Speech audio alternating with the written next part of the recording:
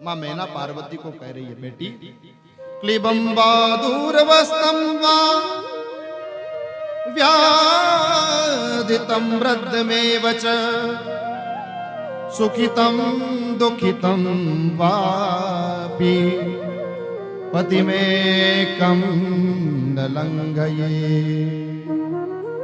भर्ता देवो गुरुर्भर्ता धर्मतीर्थव्रतानि च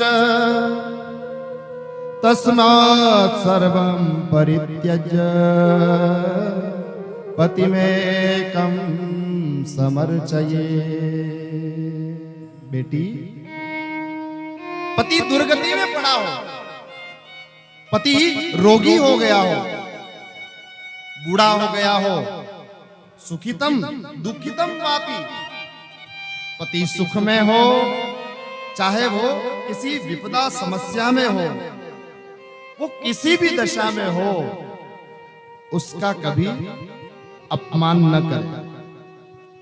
नारी का जो जीवन है, स्त्रियों का पति ही उसका देवता होता है, पति ही उसका गुरु होता है, पति ही धर्म होता है, पति ही तीर्थ होता है, पति ही व्रत होता है। इसलिए सबको छोड़ करके एकमात्र पति के चरणों का अगर आश्रय कर लेती है तो उसको सारे तीर्थ, सारे व्रत, सारे उद्यापनों का फल प्राप्त हो जाता है। और नारी का ये भाव अपने पति में रहे तो पति को भी चाहिए कि अपने जीवन को निर्मल बनावे। किस पति के चरणों की पूजा कर? जो रात्रि में मदिरा का पान करके घर पर आता हो उसके चरणों का पूजन करे? नहीं नहीं। जो अभक्ष का भक्षण करता हो उसका पूजन करे? बोले नहीं नहीं।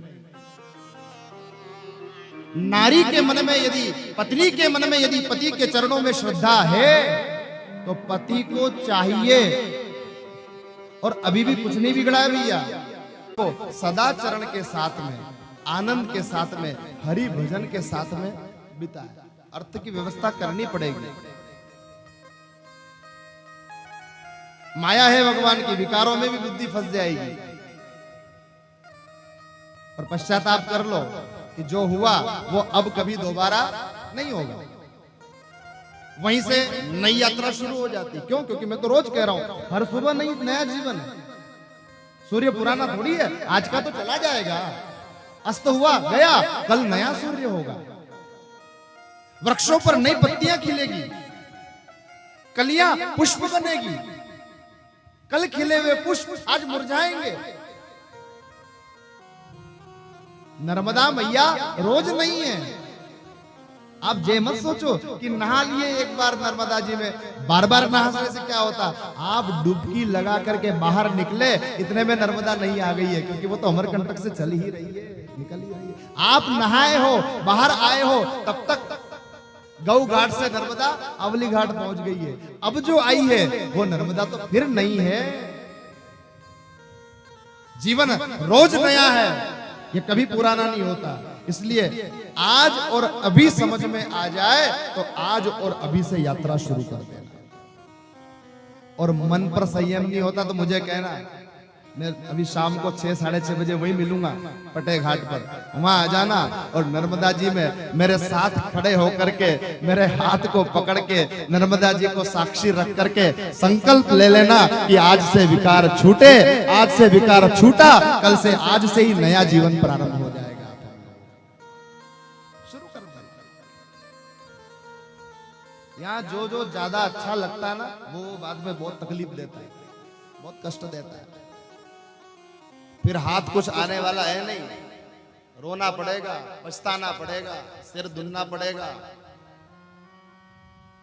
खुद सिगरेट पीते हो और किसी दिन बच्चे के जेब से सिगरेट का पैकेट पकड़ में आ जाए तो फिर मारना मत उसको, क्योंकि अधिकार खो चुके हो आप। जो आप कर रहे हो वही तो औलादे करेगी। बेटी हाँ मां करे हूँ सदा संग, करे पद पूजा, करे हूँ सदा संग, करे पद पूजा।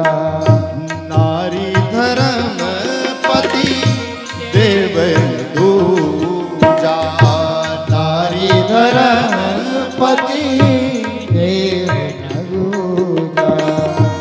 विधि सृजी नारी जग माही, पराधीन सपने सुख नाही। कत विधि सृजी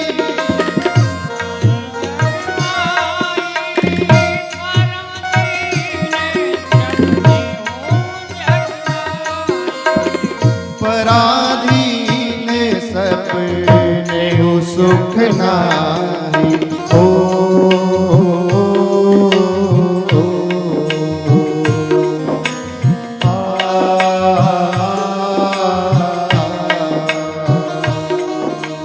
बेटी यथा गांग वहाहेन शरीरं पावनं भवेत्, यथा गंगा वगाहेन शरीरं पावनं भवेत्, तथा पतिव्रता दृष्ट्वा सकलं पावनं भवेत्, तथा पतिव्रता दृष्ट्वा सकलं पावनं भवेत्।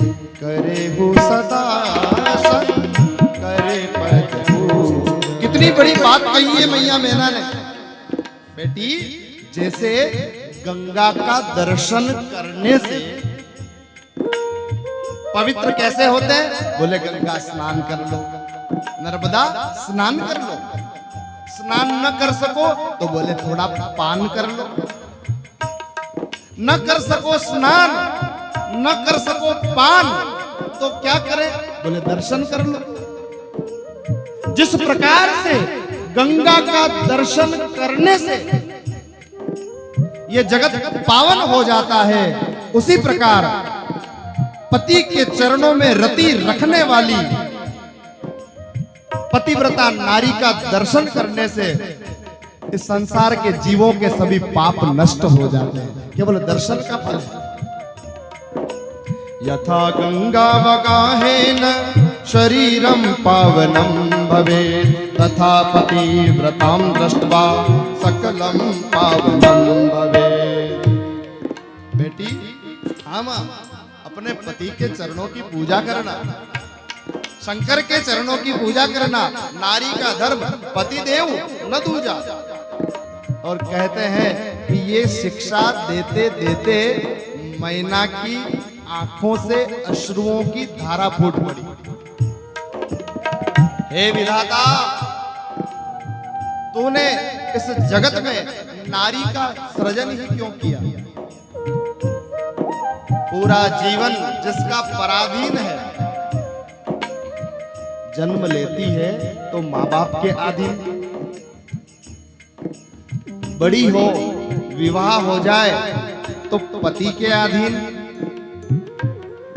बड़े मनोरथ सजा करके अपने बाप के घर की देहली को लांघकर बेटी अपने ससुराल जाती है। और ससुराल में जब बात बात पर उसको ताने मिले, हर बात पर उसके मायके वालों को कोसा जाए, ध्यान देना भैया, जिस घर की बहू दुखी होकर के घर के कोने में आंसू बहा देती है, समझ लेना वो बहू आंसू नहीं बहा रही, आपके घर में आई लक्ष्मी आंसू बहा रही। समय लगेगा,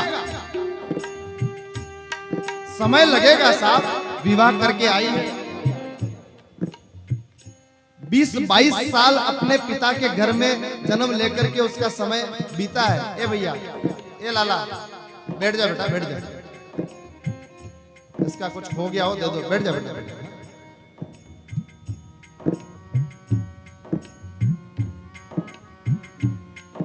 नगद कथा है साहब, कोई किताब में देख के बोलना नहीं है, इसलिए थोड़ा भी व्यवधान होता है तो वो लिंक टूट जाती है। एक दिन की और बात है, आनंद लो। मैंने आज इसीलिए व्यवस्था करी कि आप यहीं विराज जाएं। तो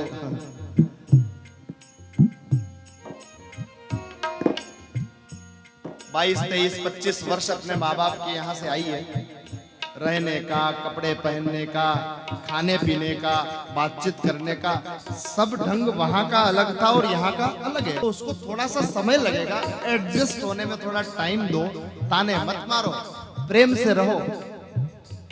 और बहुओं से भी निवेदन करूं मैं, आप जहां आई हो ना, और जहां अपनी सत्ता को जमाने का आप प्रयास कर रहे हो, अभी 30 साल पहले 35 साल पहले उस घर में आपकी सासू मां की सत्ता थी, और जो व्यवहार आप अपनी सासू से कर रहे हो, सावधान, 30-35 साल बाद आपके जीवन में भी वही क्षण आने वाला है जब बहू घर में आएगी तो आपको भी वही व्यवहार प्राप्त होने वाला है। सावधान। इस संसार में, हमारे इस भारत राष्ट्र में वो मां सीता मां जब वनवास के दौरान चित्रकूट में रह रही है, जनक जी विदा किए थे,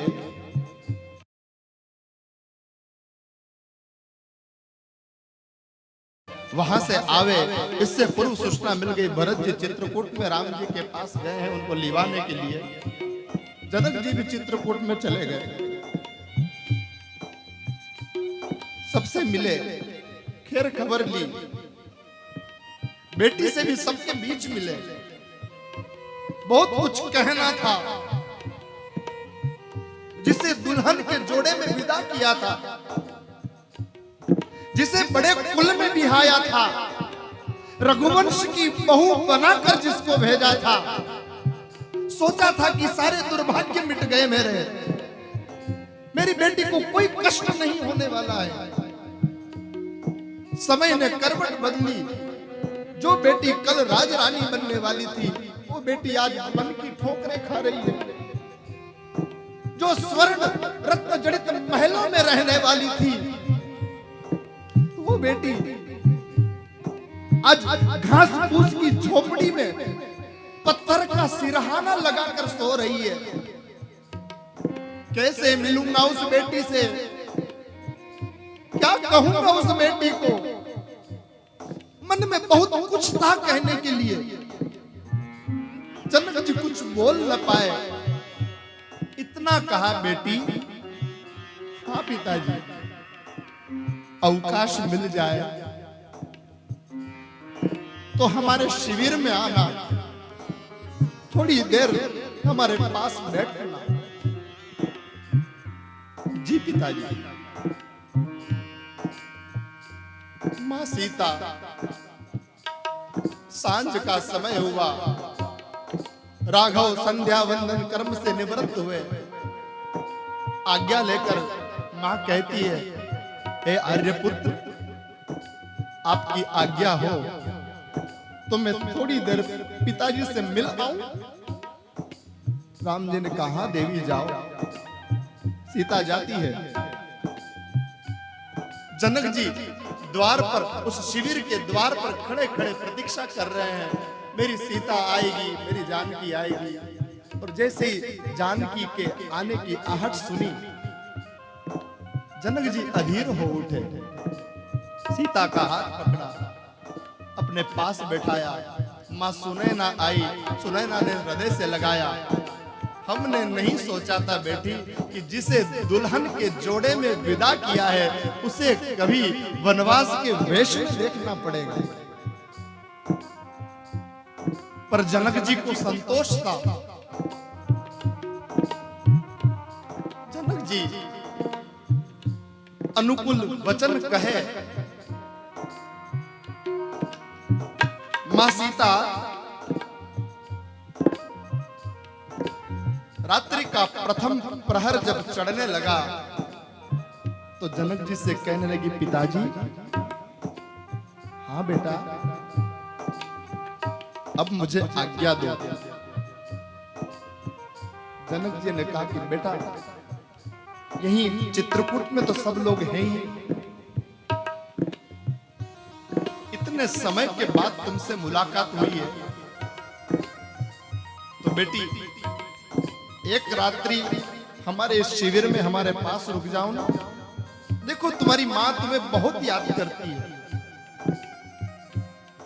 मां सीता हाथ जोड़ करके कहने लगी, पिताजी, जब मेरी मां ने मुझे विदा किया था ना, तो मुझे कहा था कि सास ससुर गुरु सेवा करहु पति रुख लखी आयसु अनुसरे हो। तो मैं अपनी माँ की आज्ञा का ही पालन कर रही हूँ। मेरे ससुर जी तो देवलोक चले गए। पिताजी, रात्रि का समय हो चुका है, प्रथम प्रहर रात्रि का चढ़ आया है। पति के साथ वन में रह रही हूँ, इसलिए सास ससुर की सेवा करने का अवसर मेरे हाथ से खो चुका है। पर आज इस चित्रकूट में भरत भैया के साथ तीनों माताएं आई है, तो पिताजी मुझे आज्ञा दीजिए, मैं आपसे आज्ञा लेकर के उन तीनों माताओं के पास जाऊंगी और अपनी सासुओं के चरणों की सेवा करूंगी। इसलिए मैं रात्रि आपके पास नहीं रुक पाऊंगा। और मानस में आता है कि माँ सीता ने कौशल्या, कैकेयी और सुमित्रा, इन तीनों के जो अलग अलग तंबू लगे थे, अलग अलग शिविर लगे थे, उन अलग अलग शिविरों में एक साथ माँ सीता ने 3 रूप बनाए और 3 रूप बना करके तीनों माताओं के चरणों की सेवा की। इस राष्ट्र की हर एक बहू अपनी सास को अपनी माँ के समान समझ ले और हर सासू माँ अपनी बहू से अपनी बेटी की तरह व्यवहार कर ले, तो हर घर में राम राज्य की स्थापना हो जाएगी। हर घर में राम राज्य।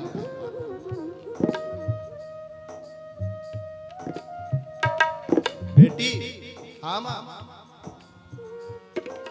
हे विधाता, तूने नारी का सृजन क्यों किया? जन्म लेवे,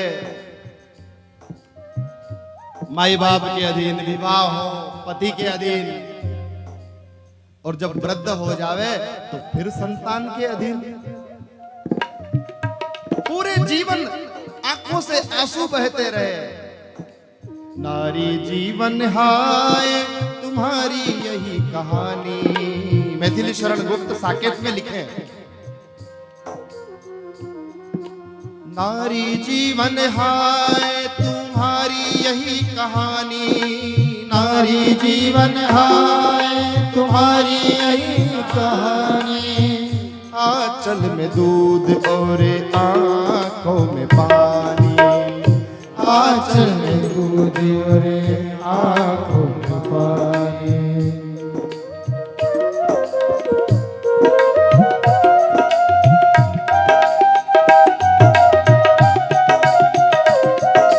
उत्तम, मध्यम, निकृष्ट और अति निकृष्ट, ये 4 प्रकार के भेद पतिव्रता नारी के शास्त्रों में बताए गए। हमारी शिव पुराण की कथा कहती है, शिवा, मां मैना शिवा से कह रही है, बेटी ये 4 प्रकार की पतिव्रताएं नारियां पाप हरण करने वाली है तथा इस लोक एवं परलोक में आनंद प्राप्त करती है। महान ऋषि अत्रि की पत्नी अनुसुईया ने, ये अनुसुईया, सती अनुसुईया और सीता का विस्तार का प्रसंग रामचरितमानस में आप भली बात कई बार सुने होंगे, कई बार श्रवण किए होंगे। वही चर्चा यहाँ इस कथा में होती है।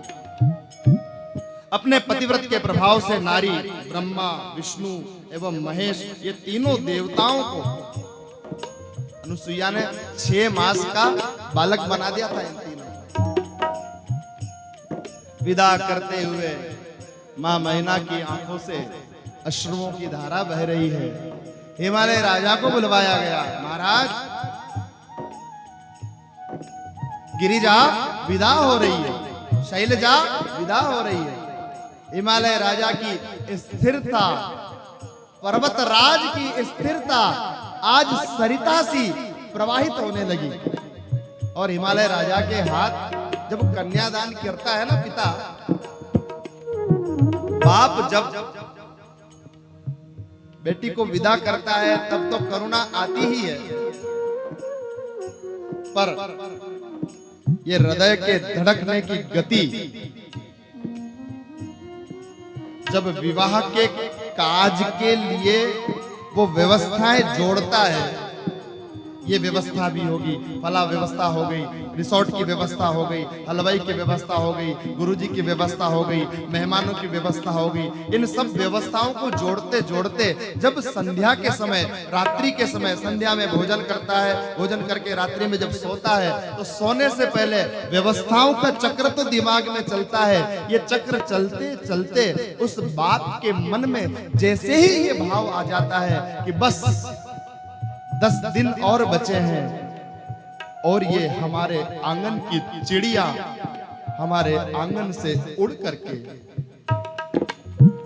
दूर सुदूर एक नए देश में चली जाएगी। ये बात सोचते ही उस पिता का हृदय भारी होने लगता है। बड़ा कठिन समय होता है बाप के लिए जब बेटी का हाथ हाथ में ले करके मंगल सूचक सामग्री उस पर रख करके उस हाथ को वो बाप उस दुल्हे राजा के हाथ में कन्यादान के समय रखता है। हाथ कांपने लगता है, उसका हृदय को बहुत पीड़ा होती है, बहुत पीड़ा होती है।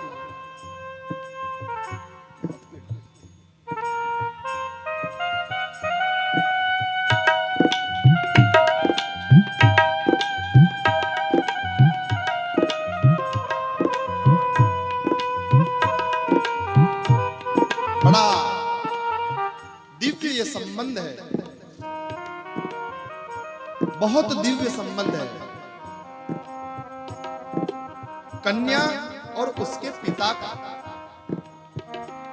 कन्या और उसका पिता का जो संबंध है इतना दिव्य है, इतना दिव्य है साहब। एक लौता बेटा होना किसी का, कई कठोर बाप ऐसे होते हैं कि वो एक लौता बेटा अगर मर जावे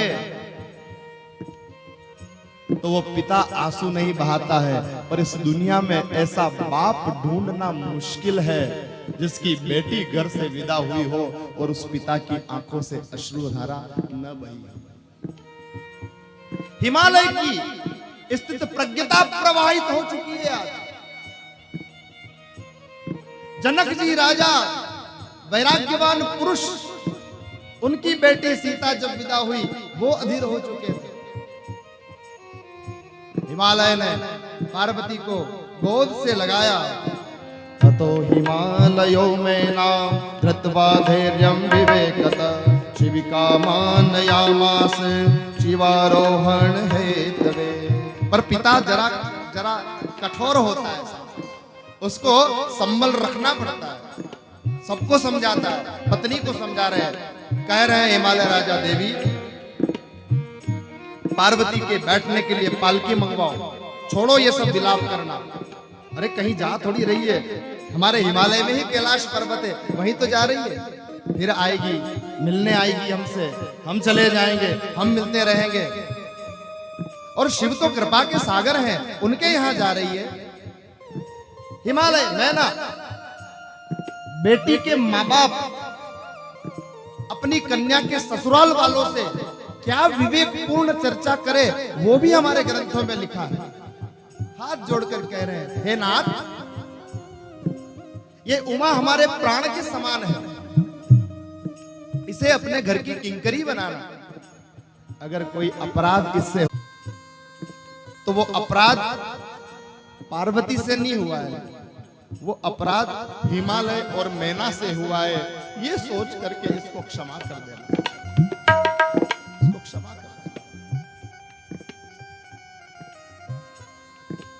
दाज दियो बहु भांति पुनि कर जोरी हिम भूधर कयो। दाज दियो पर मोद पुनि कर जोरी हिम भूधर कयो। कादेव पूरन काम शंकर चरण पंकज गहीरयो। कादेव पूरन काम शंकर चरण पंकज गहीरयो। आप तो पूर्ण काम है महादेव, आपको क्या दे हम।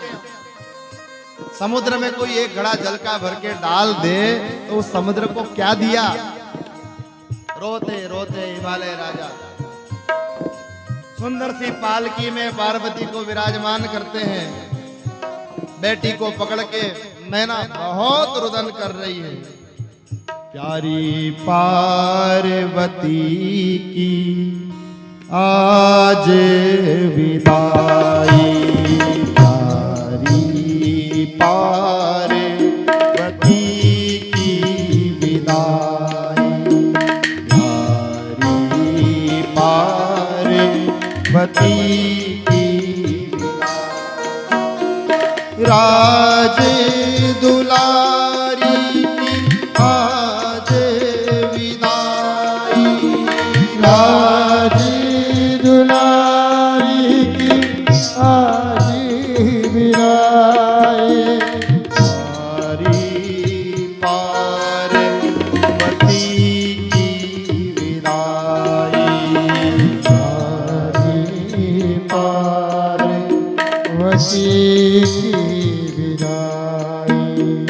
खुशी खुशी कर दो विदा हमारी बेटी राज करेगी।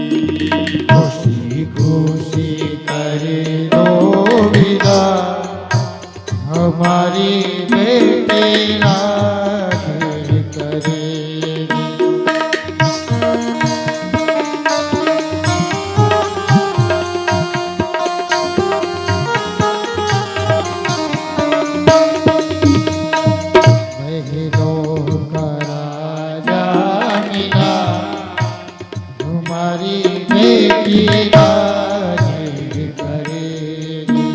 पहाड़ों का राजा मिला हमारी बेटी राज करेगी।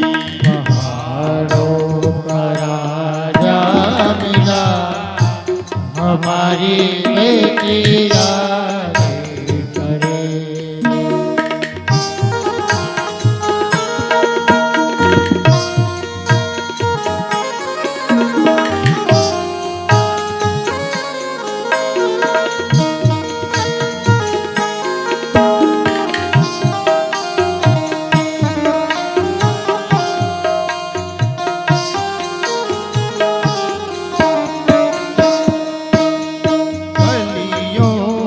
गलियों धूम मचेगी, गलियों गलियों धूम मचेगी।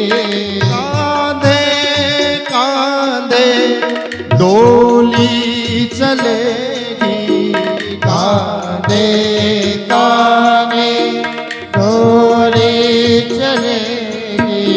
डोली डोले जिया हमारी बेटी राज करेगी।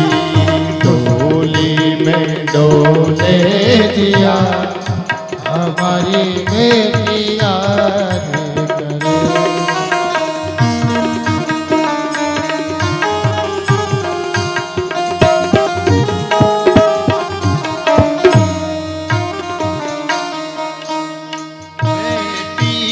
तो है धन ही पराया, बेटी तो है धन के पराया। इसको कोई रख नहीं पाया, इसको कोई रख नहीं पाया। जिया हमारी बेटी राज करेगी। महलों का राजा मिला हमारी बेटी राज करेगी।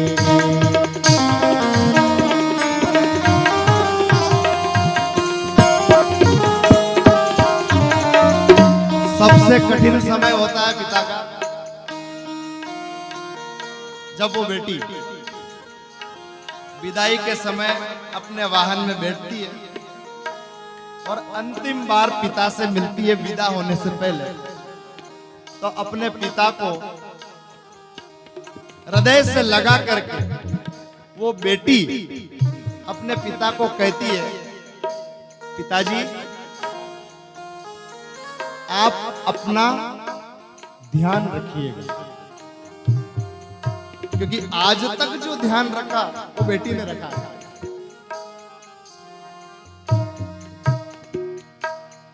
बेटा कभी आगे रह करके पिता को जल का गिलास लाके नहीं देता कभी, लेकिन पिता जब घर आता है ऑफिस से, पिता जब घर आता है खेत से, घर पहुंचते ही बेटी सीधे जल का गिलास लेकर पहुंच जाती है। चाय बना दूं आपके लिए पिताजी, आप भोजन करेंगे? जरा पिता का चेहरा उदास हो, आपकी तबीयत तो ठीक है, बुखार आ रहा हो तो मैं अभी दवाई लेके आती हूँ आपको। पुत्र को कहना पड़ता है, बेटी को कहना नहीं पड़ता। जरा पिता का स्वास्थ्य गड़बड़ हो, दवाई ले आएगी, भोजन पत्य कुपत्य कितना ख्याल रखेगी। वो बेटी जब घर से विदा होती है और अपने पिता को कहती है, आप अपना ध्यान रखिएगा, क्योंकि अब तक तो मैं थी आपका ध्यान रखने के लिए, अब अपना ध्यान रखिए। कलेजा फट पड़ता है पिता का।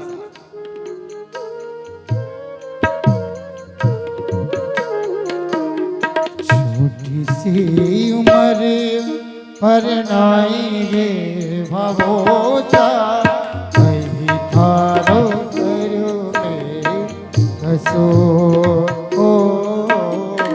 छोटी सी उम्र परनाई गे भवोचा, कहीं थारो करो में कसो।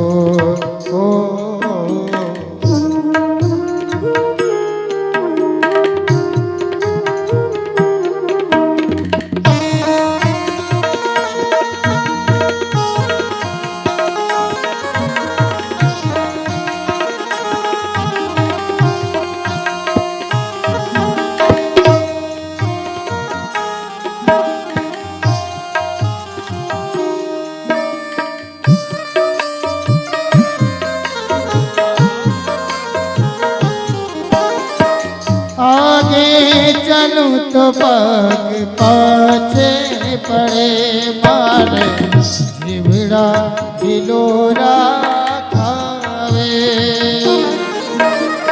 आगे चलूं तो पग पाछे पड़े, मारा ही बेड़ा हिलोरा था। आगे चलूं तो पग पाछे पड़े, मारा हिवड़ा हिलोरा खावे। आगे चलूं तो पग पाछे पड़े, मारा ही बेड़ा हिलोरा था। असु कही दोष कियो मारा भवोसा, कहीं थारो करो में कसो। हो छोटी सी उम्र परनाई गयो भवोसा, कहीं थारो करो में कसो। हो